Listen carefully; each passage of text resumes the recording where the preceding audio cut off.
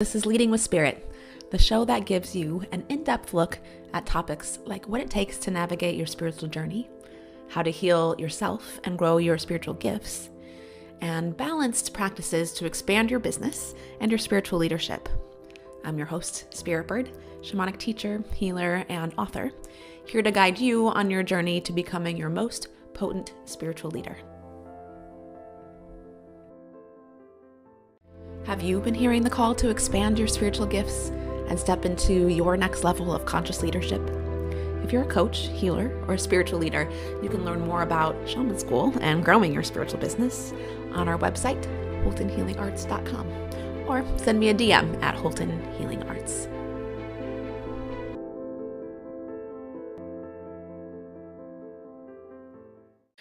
Have you heard that shamanic gifts are given and can't be taught?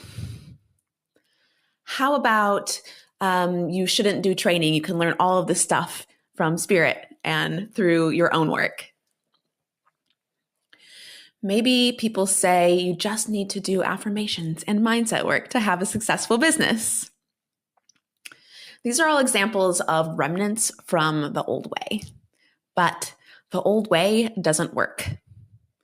The way we used to do it doesn't work for the new problems that are arising, and also the new ways that our awareness is increasing and the new ways that our world works.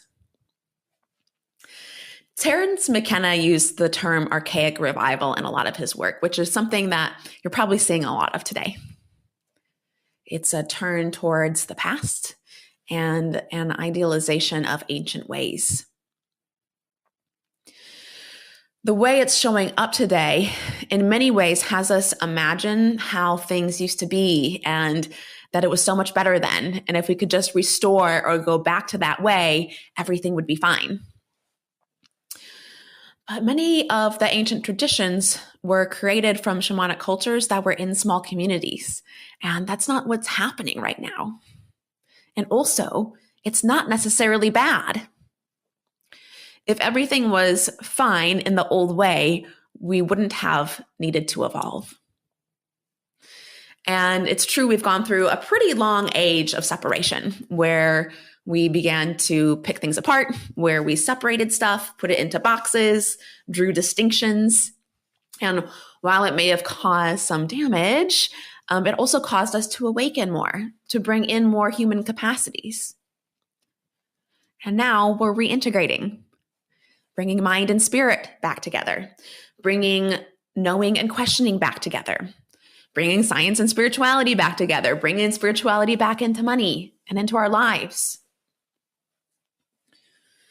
What doesn't work is going back to the past and ignoring everything we've learned over the last few centuries. We need to take the learning of where we've been and apply it to where we're going now. It actually isn't one or the other. Where we are is bringing what we've learned from both sides to create a new whole. One of the biggest things I see holding the spiritual growth industry back is trying to keep things separate. Trying to say this is the way, and that is not the way. And what we really need to understand is that people are different and in different places and on a path of learning different things. So in our spiritual and shamanic training, we need to develop systems that allow people to be in different places. That doesn't assume that this is the problem and this is the solution and the same thing works for everybody, or the same stages work for everybody, or everybody even needs to go through the same stages. If you've been really inward for a while, it might be time to come out, to be outward, to focus on the external again. If you've been really externally oriented, it might be time to go inward. Where one person might need to work on their ability to listen and be present, another might need to learn that it's time to speak up, that they've done their work there, and it's time for the next stage. The world is complex, and this work is complex. It's not one size fits all. When I started my healing work, I never marketed or advertised. I definitely thought that that was wrong. Like that was, if you did that, you were automatically bad. And honestly, a lot of that was because I was scared. I was scared of being part of the system, scared of conventions, scared of a whole part of being human that I was fiercely rejecting. I was idealizing certain parts of the human experience and rejecting other parts, right? I actually had gotten the go-ahead from Spirit long before I actually started working with others in a formal way. I worked through word of mouth. I didn't actually want to offer my healing work when I started to offer my healing work. And I had really only shared with some close friends and family about what I was doing in the world, as far as just the personal training and healing I was going through. And it happened naturally with word of mouth, where people started asking to meet with me and help them through processes. So I started with word of mouth, and pretty bashfully at that. I also knew that, again, I had gotten the okay from Spirit that it was time to receive exchange for my work, but I really wasn't ready to do that. But I did know that it was important. So to get started out in a way that felt safe, and because I knew I was going to be putting a lot of energy into working with my clients, and also at the time inviting strangers into my home, I knew that I needed an exchange. And so what I did is offer donation-based work with a suggested amount. When I look back and think about where I was at that time, if somebody had told me all I need to do is learn how to market, and they didn't actually understand and see more deeply where I was on my journey, it would have been totally wrong. It would have not been the right medicine for me. I really needed to do some more deep healing around boundaries, and especially around giving and receiving. Also, looking back, I know now I really needed somebody to help guide and navigate through my first few layers of trauma, which not only allowed me to open up more to the work that I'm here to do and my ability to give and my ability to receive, but also allowed me to really grow as a practitioner. And then when I was ready to put my work out, I had really gotten clear about that purpose for myself. I had really gotten clear about permission to move forward. And I really started to develop deep self-trust. I really started to actually trust myself. If at that point somebody had said, oh, in order for your business to grow, you just need to do healing work or manifesting work or do affirmations, without actually knowing where I was, it also would have been totally wrong, because at that point I was ready. I was so ready. And I really needed action steps and accountability to integrate all of the spiritual knowledge I had developed, all of the healing work that I had done, and apply it to regular life and apply it to my business and relationships and take action.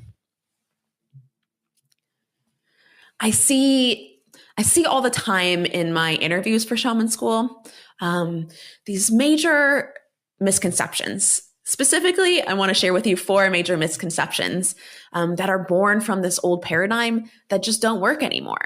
And it's actually holding us back as practitioners and holding our programs and facilitation back. And I'm going to share them with you today because it's important you know them so you can determine what is the best shamanic training for you, or what is the best next step in your spiritual growth. So the first one I want to share with you today is definitely a big one. And that is this idea that becoming a healer or a shaman is something that can't be taught, that you are either chosen or you're not. It comes from the old belief that healers are supposed to be a certain way, or they aren't true healers. That shamans are supposed to go through a certain passage, or they're not real shamans. When actually, healers and shamans are here to change the rules. and do work that responds to what needs to be done to restore our harmony, rather than just repeating the old way or looking back to the old way and thinking, if we could just go back to that, then things would be perfect, right? And what I notice where this comes from, and I want to take some ownership for that today, is many practitioners and leaders believe that the way we did it personally is the way others should also do it in order for them to be legit. And typically this belief comes from some scarcity mindset. Practitioners often want to feel special and feel like they overcame the most, that they trained the hardest or had the most challenging circumstances. And that if your path doesn't look like their path, then you must not be legit or you haven't actually done the work. And oftentimes we have this belief without actually knowing what other people have actually gone through. Oftentimes it also comes from this old belief that transformation comes through suffering and sacrifice. And sometimes this is true for people on their individual paths, but it's not the only way. And what I'm seeing now and learning now is that the older generations moving on down have done a lot of work to help open the pathways for the younger people that are coming in. Which means that the younger people that are coming in are going to come in already more advanced because we've done the work to open the doorways for them, right? To heal some of the past crap that we've been dealing with for centuries so they could come in and pick up on the next stage. They already have learning in their DNA. And really where they are is they need help learning how to merge their gifts with life in a way that's healthy and supports them, so they can participate with all of life. And as older people, when we have learned that things happen a certain way, we can sometimes, again, believe that it has to be our way for it to be correct, for it to be right, for it to be in integrity, instead of actually seeing where people are and what they need to really grow their gifts and step forward and share their spiritual work. It's a pretty dark place in the spiritual industry because it also harbors a lot of shaming and judgment on others. And so really what I'm calling for is some trust in others. Trusting that others can navigate their journey. Trusting that others are probably dealing with different problems than you're dealing with in your life. And systems, programs that help really foster this. So we're not actually just repeating what we were taught from our older generations, that we are also bringing from both camps, bringing the old way, bringing the old traditions and the old ideas with what's happening right now in life, with the new gifts that are awakening, with the new ways people need support in life right now. So if you're finding yourself in that spot where you're questioning whether you're supposed to actually bring your work forward, but you feel like, you were hearing all this rhetoric that it can't be taught or you can't train or you have to be chosen, know that that's not true. Know that that's not what's happening right now. And for many of us, it is a combination. It's a combination of our inner knowing and personal experience and what we've learned naturally in our lives, and also learning from others. It's not one or the other. It's all on your own, and you actually can't learn from anybody, nor is it that it's only learning from people. It's a combination of the two, of bringing your personal experience and also leveraging and learning from other people so that we can step forward, in a more direct way that's in alignment with what we are here to do. Another major misconception that is related to this is this kind of emphasizes that you're supposed to just be learning on your own, that you actually can just do all of this work on your own and you don't need guides. And again, while this is partially true, and there are certainly exceptions to this rule where some people do that, they just have learned naturally and they are on a pathway of stepping forward in that way. But for most of us, what has happened is we end up believing that we can do this just on our own, or that we're supposed to do it just on our own for it to be legit. And so what that causes us to do is actually gather from a lot of mixed sources, which can be beneficial too, to be able to learn from different ideas and learn from different cultures and learn from different types of people and different concepts. It's one of the beauties of the age of information, right?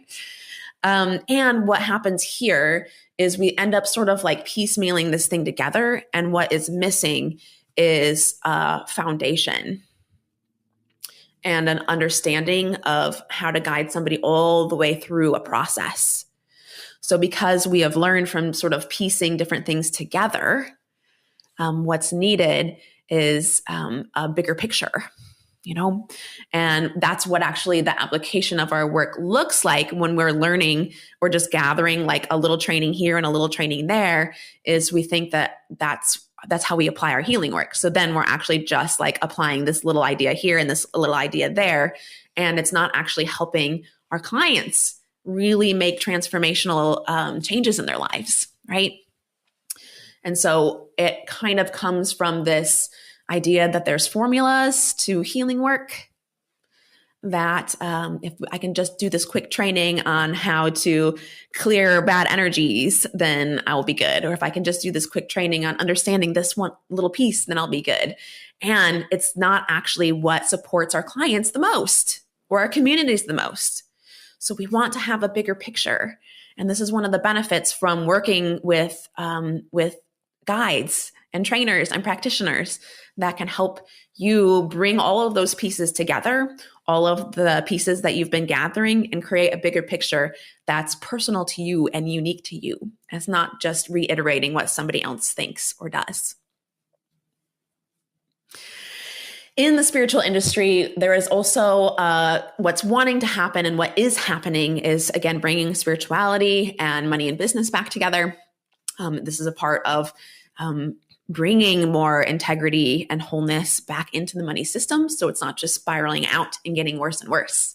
And it requires your participation. So not participating is one of the worst things that you can do for transformation, for community change. But what happens is a lot of practitioners do a tiny bit of personal healing work, or they do a little bit of mindset work.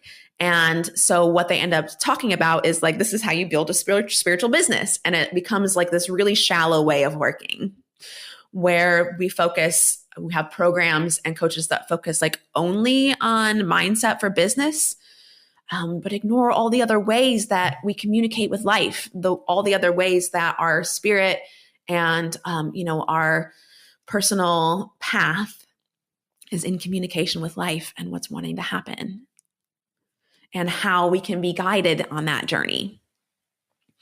Now, again, this isn't necessarily wrong. And at some point in your journey, that might be the best thing for you, is to really hyper-focus specifically on business strategies. But typically, that's not what we start out with. Typically, that's way down the road. And you have to really be clear about your vision before bringing in any strategies. Because if you're learning to offer healing work, or you're stepping it forward, or you're, maybe you're trying to break through the next monetary goal that you have, or be seen in a bigger way, then just hiring somebody to help you with an ad, or hiring somebody to help you with writing emails isn't going to help you, because you're not actually fully in alignment with what you're doing, why you're doing it, and probably haven't moved through the healing work that's required for you to do it in a powerful way. If you had moved through that healing work, then you'd already be doing it, right? So what we really need is to take our healing concepts and apply it to all of the areas in our life. We need to have programs that help us learn how to develop our spiritual self and bring it back in. Bringing it into your communities, bringing it into your partnerships and your families. and your business. So it's also this old paradigm, and especially from like the masculine viewpoint, that, there's strategies and there's ways that you can do things. And if you actually just learn these concepts and these strategies, then you'll have a successful business. And that's all you need, right? And it's a big part of, hyper focusing on the masculine and ignoring the feminine, because the feminine needs to be part of our work for it to really be in alignment and to land for people and to make changes. On the flip side of this is another big misconception.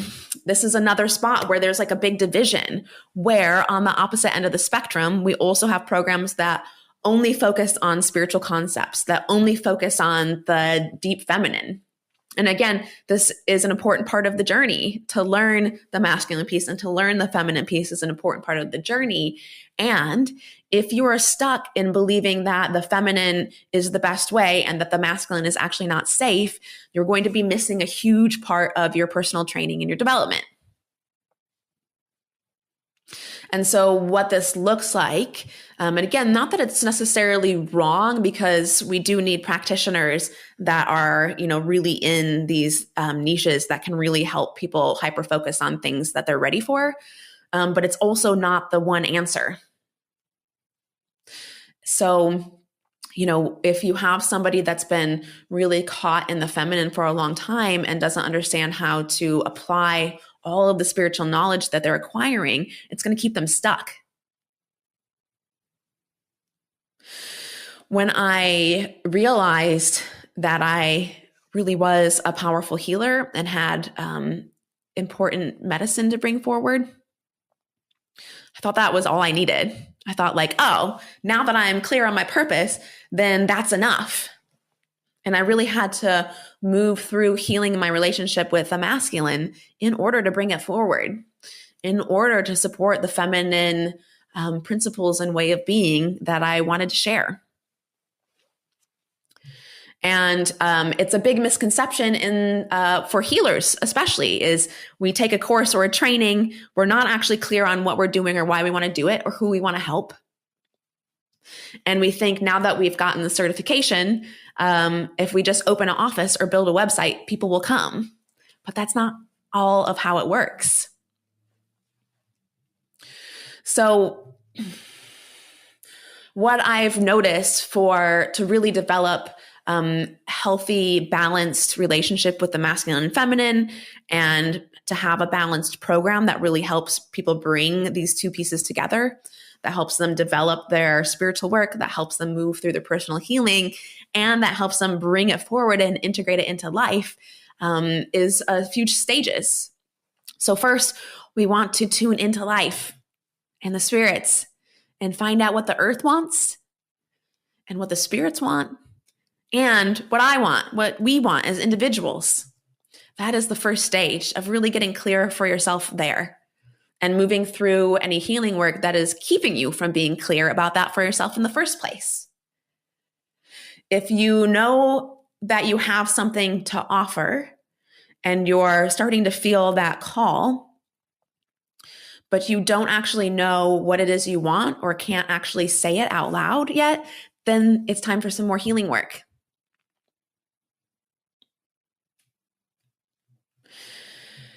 If you were completely ready to have the thing that you feel like you want, but you don't have it, there's also more healing work to do, right?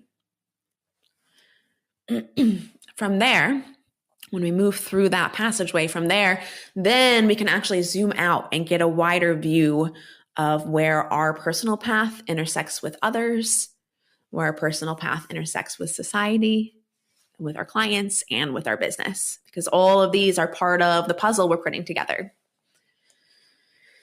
And then finally from there, we can pull this all together. We can apply all of these things and bring them together and take action that is moved from that clear connection to our what and our why, and in clear connection to communicating with life and being in flow with what life wants, right? This is the part where the surrender comes in,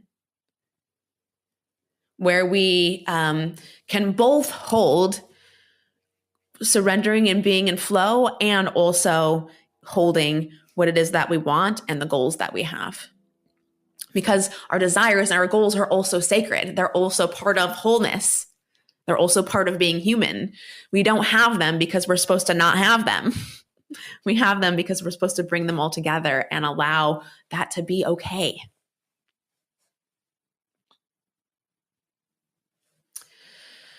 And this has been a primary focus for our shaman school, to guide you through the next layer of healing that you're ready for, to grow your gifts and self-trust, and to bring it all together, to bring the personal support together, to bring the accountability in, and to bring the action steps in.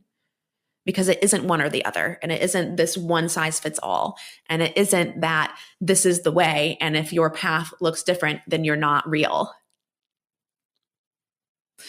So if you are feeling into what is the best next training for you, if you're ready for some more support on your spiritual or personal growth, ready for some more support in being in alignment with your offer and bringing your spiritual work forward, then I have a couple questions for you just to maybe journal or play around with. So the first question is to ask yourself is, what beliefs do I have that keep me from moving forward? In other words, what do I think keeps coming up that is preventing me? Oftentimes this can sound like, oh, well, I was going to do this, or I was going to start, but this thing is happening and now I can't. So making some notes of when you've noticed that's happened. And it's probably happened multiple times. And there's nothing shameful about that, because stepping forward into this work, yeah, it can feel scary. So of course we would want to put up blocks to keep us from moving forward. And so what we can do is actually just notice what blocks are coming up and what flavor they look like. So when they arise, we can see them and know what they are and make a different decision.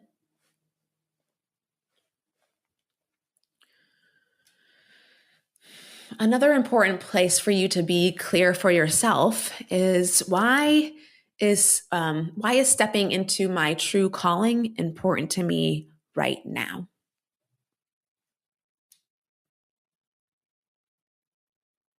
Why is stepping into my true calling important to me right now? Maybe it isn't important. That would be good information for you to be clear on for yourself.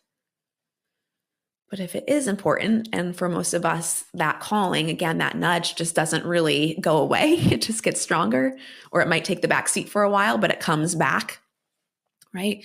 And so if that's what you're feeling, why? Why do you feel called forward right now? Another way to think of it is,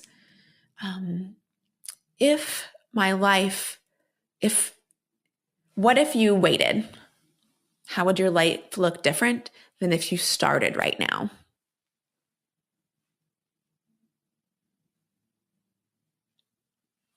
What will my life look like if I wait versus if I start right now?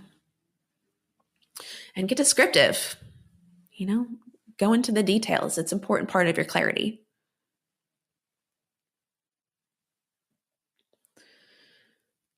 Another piece to consider is, what do I feel that I really need right now to feel confident in both my spiritual work and in bringing it forward and sharing it with others, whether that looks like a business or just sharing more of who you are with your community?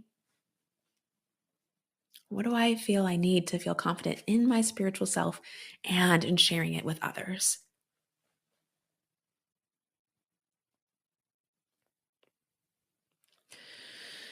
And lastly, a place to consider is, can you see yourself in the guide, in the person that's leading the program? Are they relatable? Do you see yourself in them? If it feels like you can't, they're probably not in alignment with what you need, or you're not in alignment with them. And that's no problem, right? Because we're all here to teach different things and guide people through different parts of their path.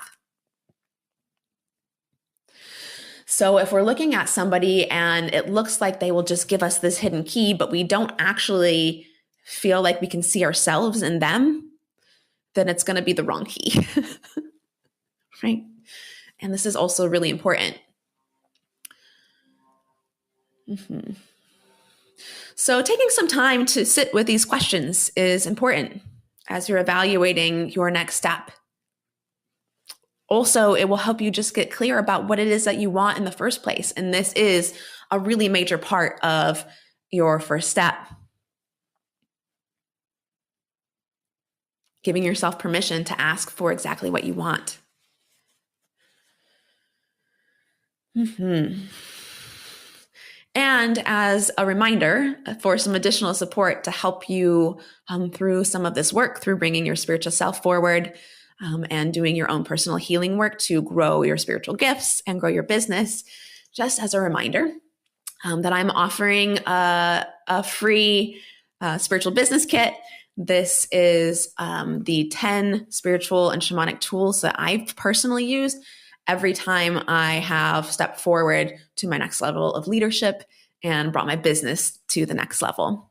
So it's got lots of beautiful tools to help bring both the masculine and feminine together, to help you work through some of the spiritual and healing work required, and some of the structure and action-oriented pieces that you also need to be creating your highest level offer. To receive that, I'm asking in exchange for you to go ahead and rate and review this podcast. And go ahead and rate and review it. Send me a screenshot. You can DM me or send it to my email. And once you do that, I would be happy to share this guide with you for free. Mm-hmm. In addition, everybody who rates and reviews the podcast in the whole month of June will be automatically entered into a raffle, and I'll be giving away my Foundations for Shamanism program. This is a self-study program. It's a great way to get started on your journey. It's a great way to get a feel for if the shamanic path is right for you.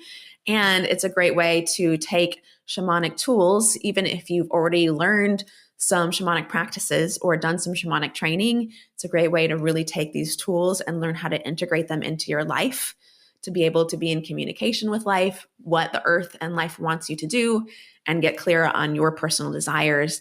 Because again, where those two places meet is what life wants from you and where you can be your most powerful healer. Mm-hmm. Thank you so much for joining me today. I'd love to hear more from you, and stay tuned because we've got our first episode of our member query coming up in just a second, where we look at questions from our listeners. Thanks again for joining me. Welcome to today's member query episode, where we explore questions about spiritual paths, intuitive gifts, growing a spiritual business, and shamanism. Do you have a question for us? Send us a DM at Holton Healing Arts. Our question for today comes from one of our Leading with Spirit private Facebook group members. And she asks, I feel called to shamanic work. I've been helping people my whole life.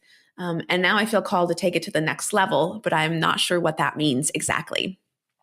And thank you so much for sharing that question. It is a common question. And, really for this stage that we're at, I know from my experience, usually it begins by like a feeling in my body. It feels like I'm being called to something and I'm not clear on what that is, right? And so coming back to some of the content from earlier today, part of the first step is actually doing the healing work for why you're not clear about that for yourself in the first place.